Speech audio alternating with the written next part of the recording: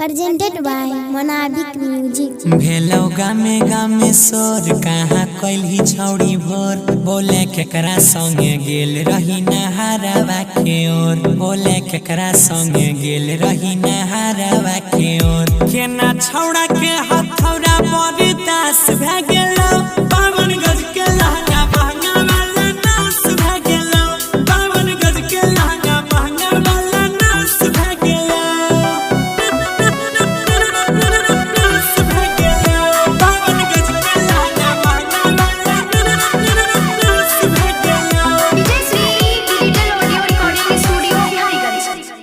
गे कते कैले चुम्मा चाटी लगलो धुरा और माटी झूठे के तुम बहाना रोजे मनबे रही पाटी साकर गलिया में गाड़ी के न पास भ गेलो पावन गज के लहंगा महंगा वाला नास भ गेलो पावन गज के लहंगा महंगा वाला नास भ गेलो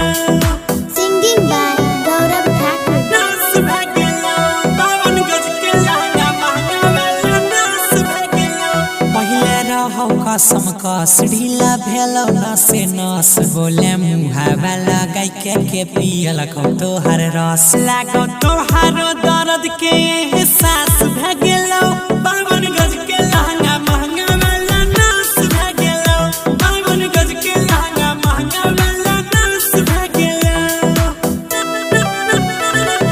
नास भ गेलो पावन गज के लहंगा महंगा वाला नास भ गेलो तू ता करै छी मन मर्जी रोजे काम करै छी फर्जी तोहर टूट गेलो गे सियन बोले सी तो कवन दर्जी छौड़ी अजय गौरव राकेश तोहर खास भ गेलो